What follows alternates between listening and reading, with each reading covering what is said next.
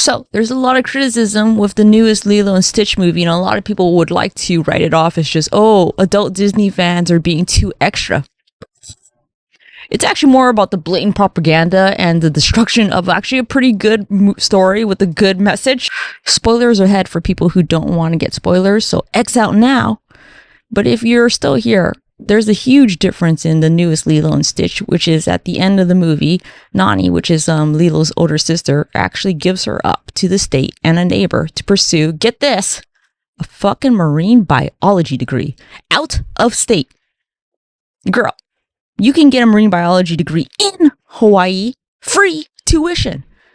But what the fuck? Like any other fucking major. You guys are just so fucking lazy. Any other marine biology outside of Hawaii. Like that makes a lot of fucking sense. Where's she fucking going? To Galapagos Island? That's the only other fucking alternative that I would be like, yeah, okay. No, they're rare animals there. I gotta go there. That makes sense.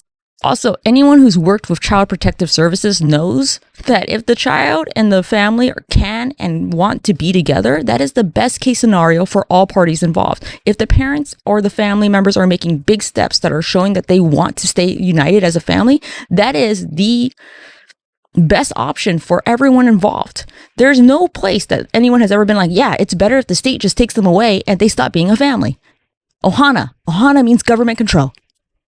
No one ever thinks that. This movie, for lack of better words, is a whitewashing and a government propaganda. And if you didn't know already, yes, the CIA has an office that specifically deals with this. They don't have an office called liaison to the Hollywood department for no fucking reason.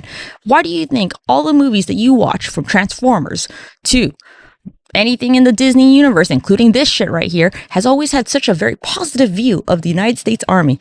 Like, the Autobots are like, we will help you, U.S. Sergeant. They're never like, fuck off.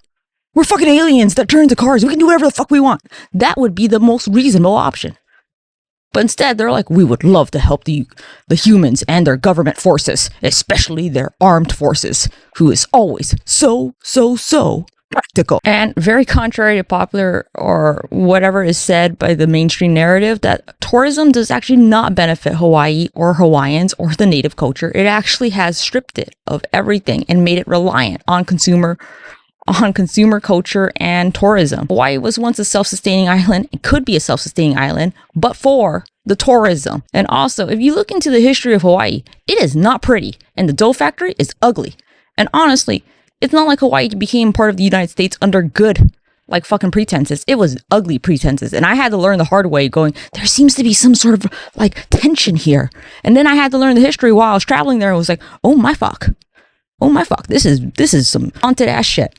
Okay? It is not happy because what they did was they staged a coup and then they imprisoned the queen who was peaceful. The fuck is that? You know what I mean? Like there's good ways to do things and bad ways to do things. Everything about Hawaii becoming part of the United States is bad. It's a bad way to do things. So just before you write this off saying, oh, it's just a rechanging of the story because it's, a modern adaptation. No, it's not. The media you consume, the media that is pushed and peddled out to hundreds of thousands, millions of people, sends a message. And if not everyone can think as critically as this, that message can be something like this, which tells you it's okay to give your siblings up to the state because the state knows best.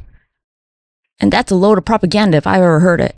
And before you go, please, I don't ask you for money, but I ask you for your time. If you could go on my website, which is in my link tree, in the second link, click on it. This is something that I wrote because my friend Brittany's Apple got their account banned on TikTok. If you could copy and paste this and then click right here to click to appeal, and then click on account ban suspensions, put their name, Brittany's Apple, and then put your email, very important, and then add and paste whatever I put on my website and click submit. I would be so fucking grateful. Like so grateful. Like, hey, you're my favorite. Don't tell the others. Shh. But you are. So please, if you have a moment, that would mean so much to me because we still don't have that account back. No, fuck. What happened to our wave? We are a fire, a wave, a momentum. Please help us be that. Thanks and have a good day.